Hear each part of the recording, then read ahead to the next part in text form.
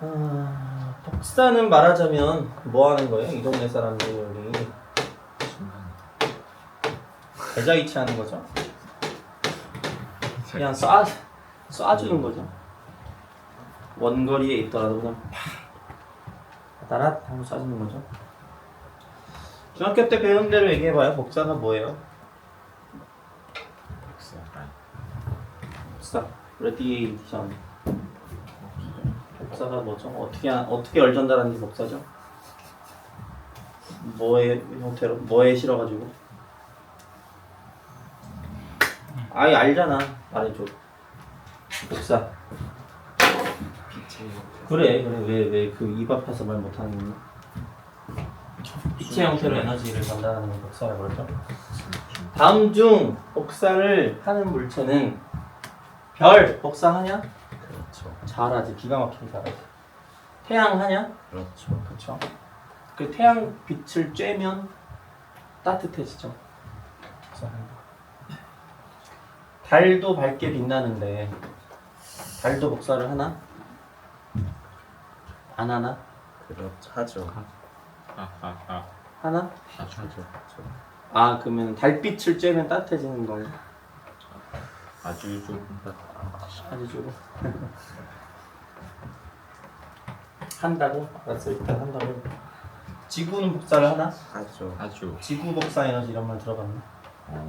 촛불, 하죠. 백열 정도, 하죠. 끓는 물, 하죠. 그냥 미지근한 상온의 물, 하죠. 얼음. 하죠. 그래? 무슨 말 하고 싶은 거야? 하죠. 모든 물체는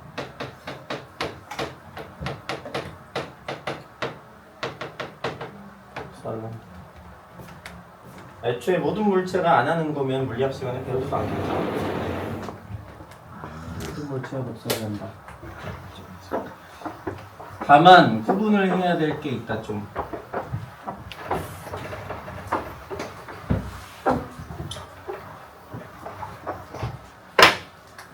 우리가 물체를 보려면 물체에서 빛이 나와야 되죠. 물체에서 나오는 빛을 두 개의 메커니즘으로 좀 나눠서 이해를 할 필요가 있는데, 하나는 지금 얘기하고 있는 복사고, 다른 하나는 반사예요. 반사.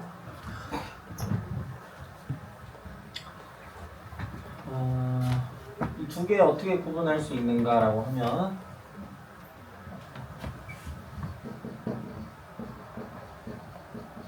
암실에서도 본인 바로 열고, 복사가 충분히 강하다면, 왜냐면 우리 눈에 자극의 역치가 있을 거 아니야. 너무 작은 자극이 들어오면 우리가 못 보잖아. 그 역치를 넘었다는 전제 하에 암실, 암막 커튼 치고 불 다 꺼도 복사하는 물체는 우리 눈에 보인다는 거야. 그러니까 다른 말로 하면 가로를 몇 개를 치는 거야. 자체 발광한다 그 얘기예요. 다른 광원 없이 지 자체가 발광하는 상황이고, 반사는 글씨가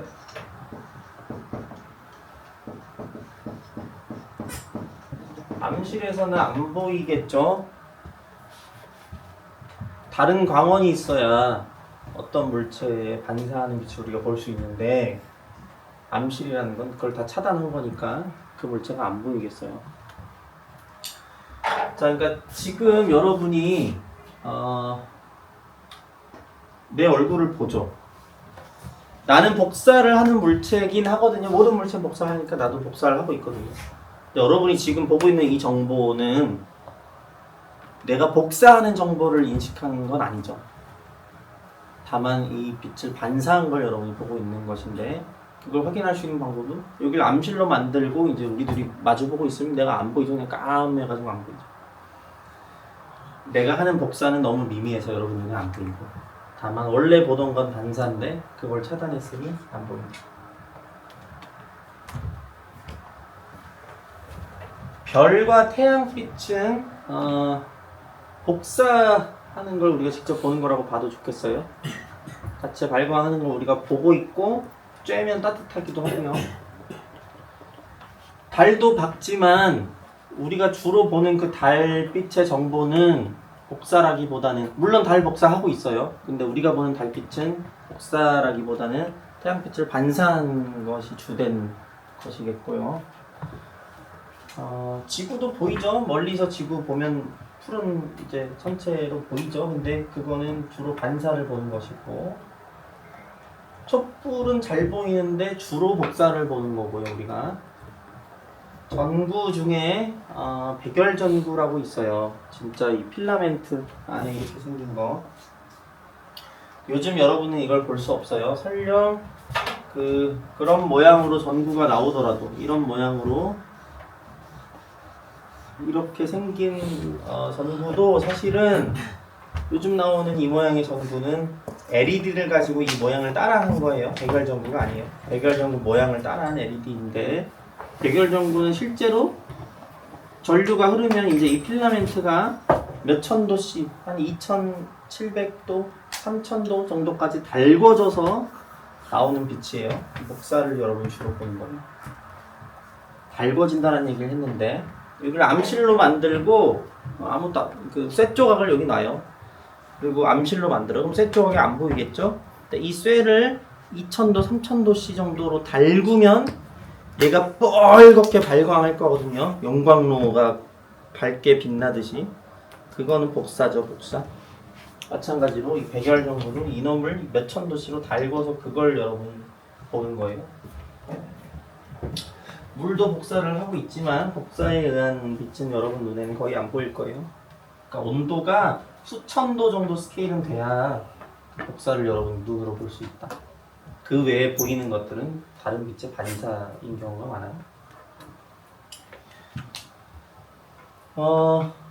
방금 얼추 힌트가 나왔는데, 어떤 물체일수록 복사를 잘 해요? 뜨거울수록. 뜨거울수록. 온도가 높을수록 복사를 잘 합니다.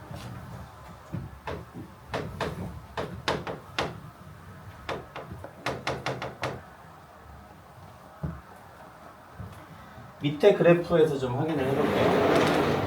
그래프 볼 때 항상 뭐부터 봐야 되냐면, 가로축, 세로축에 무슨 물리량을 갖다 쓰고 있는가를 항상 먼저 확인하셔야 돼요. 자, 여기 보니까 파장에 대한 정보고, 세로축은 해당 파장에서 복사가 얼마나 나오느냐 그 얘기를 하는 것 같아요. 자, 예를 들어 6000도인 물체, 6000켈빈인 물체는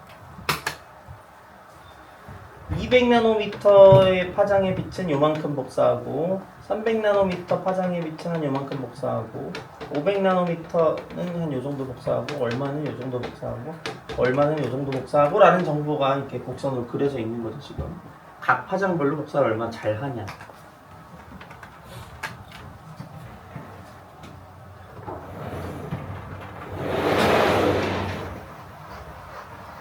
이처럼 언제나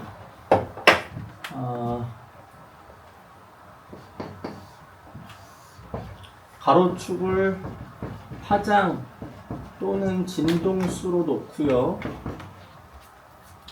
세로축은 각 파장별 또는 각 진동수별 양을 나타내는 그런 그래프가 있다면, 방금 그래프는 그런 그래프죠. 이런 그래프를 항상 우리가 뭐라고 부르게요? 네 글자. 네 글자. 7글자. 영어란 얘기죠. 비지브? 뭐라 부르게요? 여러분이 아는 단어예요. 네. 스펙트럼이라고 불러요. 스펙트럼. 뭐라고요? 다시 얘기할게요. 파장 진동수에 따른 들어있는 양, 그 각 파장의 양이 얼마나 되냐, 각 진동수마다 양이 얼마나 되냐를 나타내는 그래프를 항상 스펙트럼이라고 불러요. 여러분이 보던 스펙트럼은 이런 그래프가 아니죠. 여러분은 무슨 뭐의 스펙트럼이죠.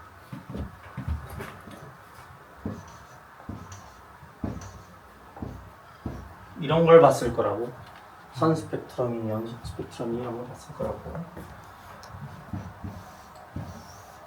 이거는 실험해서 나온 어떤 사진이겠죠. 분광해봤더니 이렇게 나왔대. 근데 여러분이 지금까지 색깔이 있냐, 아니, 없냐, 있냐, 어떤 색깔이 없냐, 있냐 그것만 바뀌었지만 이제는 뭐도 봐야 되냐면, 자 여기가 보라색이고 여기가 붉은색이라고 했을 때 얘가 밝은 보라색일 수도 있고 어두운 보라색일 수도 있거든요. 밝기가 다를 거란 말이에요. 밝기 정보가 있단 말이에요. 여기는 밝기가 0인 거죠. 0. 어두워서 까맣게 보이는 거고, 여기는 색깔이 보이는데 조금 밝으냐 많이 밝으냐가 있을 거라고요. 그걸 그래프로 나타내면 이렇게 되는 건데, 삐뚤어졌어. 아 여기 삐뚤어서 없다가 얼마간 있고, 없다가 얼마간 있고.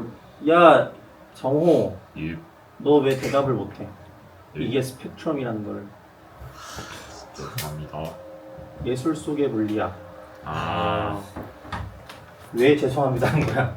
이유도 모르면서 사과하는 거야. 저런 걸 했었나요? 스펙트럼을 보여줬죠. 맨날 보여줬죠 내가. 아, 스펙트럼이란 말도 했고. 그렇죠.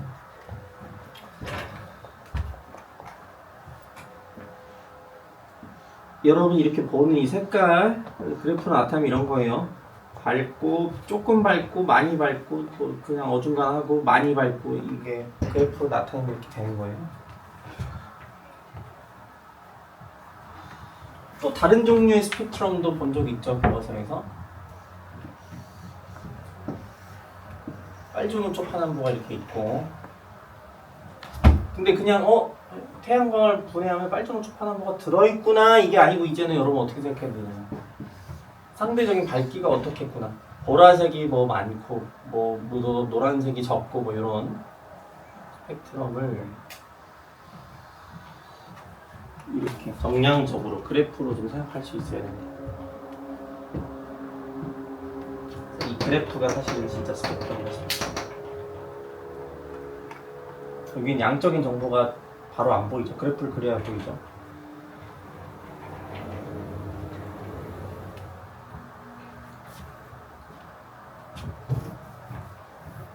자, 그러니까 일종의 연속 스펙트럼을 지금 표시해 놓은 거예요. 예를 들어 태양은 표면 온도가 5000 켈빈 정도 되거든요.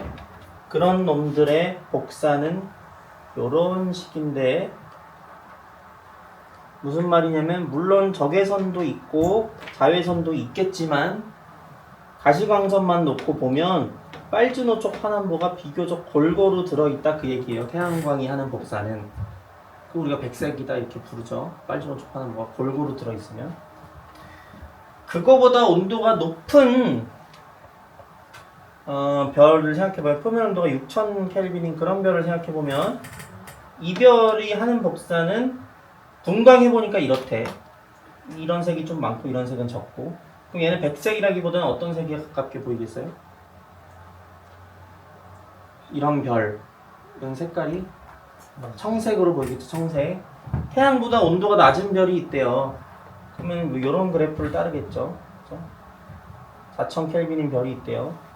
그놈은 어떤 색인 별이겠냐면 적색 계열의 별이겠어요. 그죠? 태양 정도 되면 백색인 거고.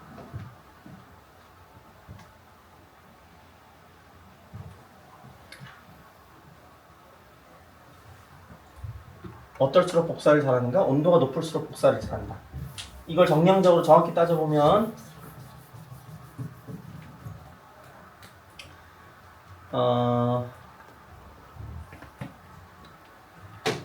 그래프가 전반적으로 올라가죠. 온도가 높아질수록 그래프가 이렇게 위로 올라가죠.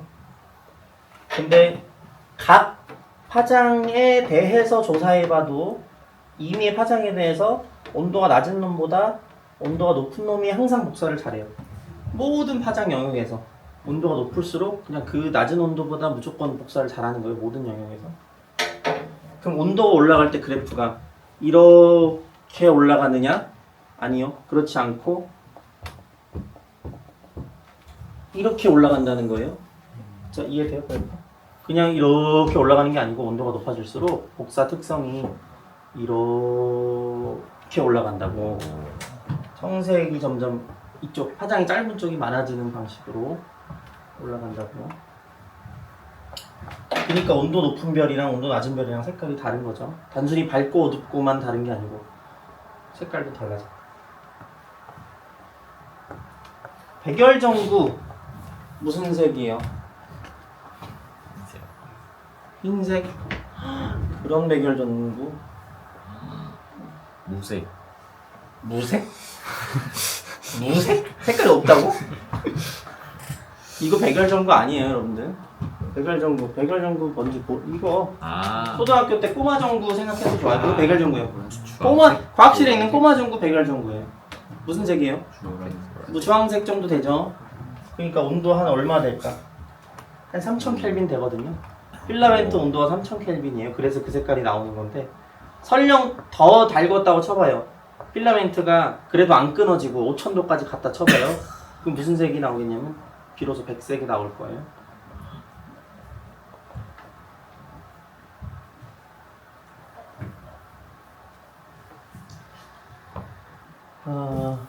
자, 그 다음 복사를 잘 한다는 거를 조금 더 엄밀하게 말하면 뭐가 크면 복사를 잘하는 거냐면 요 그래프의 아랫넓이 있죠. 이게 넓이가 크면 복사를 잘 하는 거예요. 그 넓이를 우리가 복사의 세기라고 부를 건데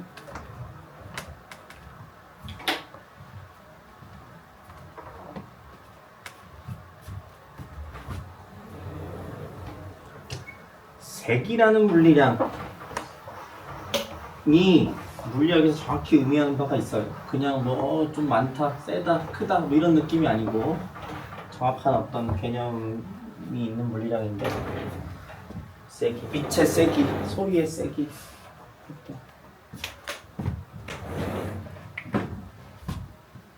잠깐 짚고 넘어가면 내가 스펙트럼이 뭔지 얘기했죠. 화장이나 진동수에 따른 양을 나타냈으면 다 스펙트럼이라고. 그 대상이 빛이 됐든 소리가 됐든 뭐가 됐든 다 스펙트럼이라고 부르는 거예요. 알겠죠? 소리도 스펙트럼을 따질 수 있어요. 그치 정호야? 네. 여기 또 없냐? 예술 속에 방금? 없습니다. 스펙트럼. 죽기 전에 까먹지 마세요. 세기. 우리 이렇게까지 가려고. 세기라는 물리량이 정확히 의미가 있다. 세기라는 건 뭘 의미하는가? 뭘 의미하게요? 굉장히 물리적인 개념이거든요. 이거. 물리학적인 개념.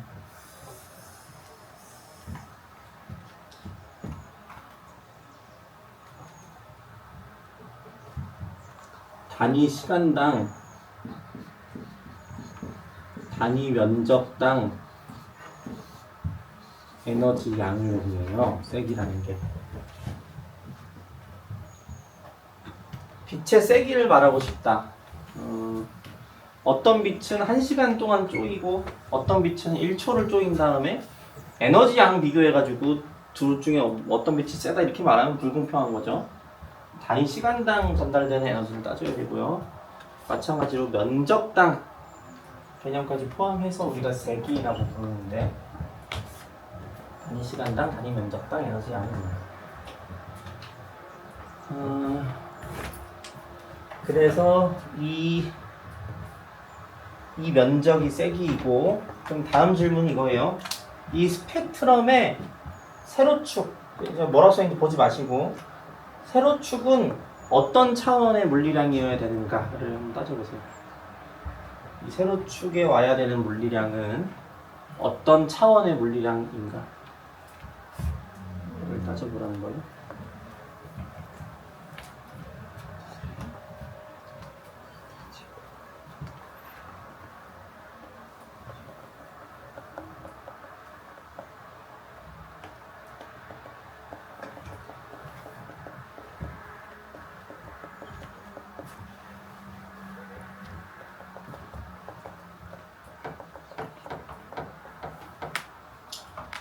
파장에 따른 어떤 값을 나타내고 있는데 저 값은 어떤 차원이어야 하는가?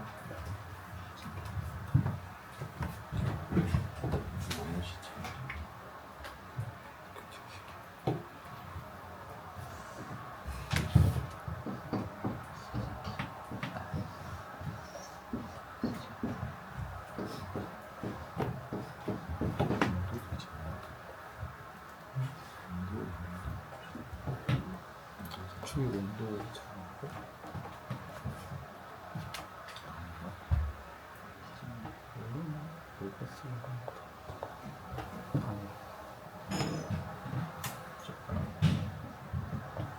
쑥 원래 천문학생 진짜 시지 넓이 구한다는 건 함수 값에 d람다를 곱해서 그네들을 싹 더해주면 이게 세기라는 거죠. 이거의 차원이 바로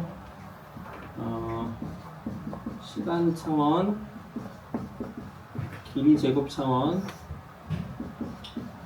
에너지 차원이어야 된다 그 얘기죠. 차원만 따졌을 때 세기라는 거는. 물론 원하면 에너지를 질량, 시간, 길이로 또 나눠서 표현해도 되겠는데 지금 우리는 그게 관심사가 아니고. 그럼 이 f라는 이 함수는 도대체 무슨 차원이냐?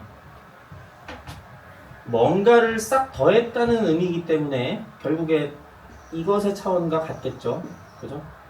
근데 이것은 이 차원과 이 차원의 곱인데 이게 무슨 차원이니까? 길이 차원이니까 이 함수값은 어떤 차원이겠냐면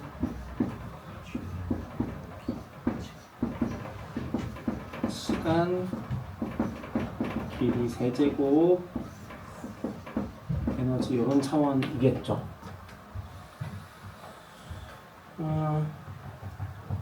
어떤 단위를 쓸 수 있겠느냐?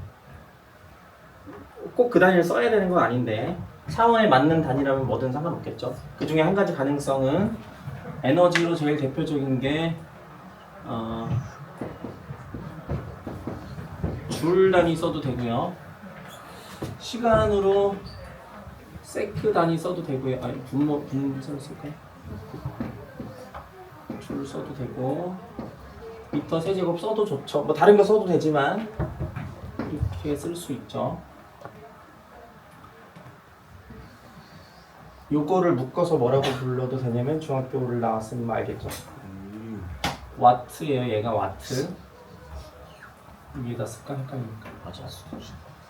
그래서 여기 잘 보면 단위가 차원에 맞게 잘 들어와 있죠. 파워 덴서티라고 써 있는데 와트 퍼 제곱미터. 그러니까 차원이 내가 지금 얘기하는 차원이 맞다는 거예요. 넓이 구했을 때 세기가 되는 그런 차원. 세기라는 물리학은 물리학에서 중요한 자주 나오는 딱 정해진 그런 개념이다. 우리 일상적으로는 온갖 것에 세기란 말을 붙이잖아. 근데 물리학적으로는 시간당 면적당 에너지의 양을 세기라고 부른다. 이런 것까지 하고 이 얘기 안 했네? 자, 이 얘기하면 돼. 가자. 그러면 이 그림은 이렇게 그리면 좀 곤란하겠고요. 복사라는 건 이런 식으로 하는 게 아니고 고온인 물체도 복사를 하고 저온인 물체도 복사를 한다. 이게 더 맞는 그림이겠죠. 여기서 뭘 보태면 더 정확해지냐면 고온 물체는 복사를 더 잘하고 저온 물체는 복사를 덜 잘한다. 고온일수록 복사를 잘합니다. 그럼 둘 다 내뿜고 있는데 손익을 따져보면 어때요? 얘는 주로 읽는 입장일 거고 주변보다 온도가 높으면 주변보다 많이 뿜으니까 얻는 것보다 뿜는 게 많을 거고 얘는 별로 안 뿜으니까 주변에서 얻어오는 게 지가 뿜는 것보다 많겠죠. 그래서 고온 물체는 주로 잃고 저온 물체는 주로 얻는 입장이겠죠. 그래서 복사라는 게 열 전달 방식에 해당한다고 얘기를 하는 거예요.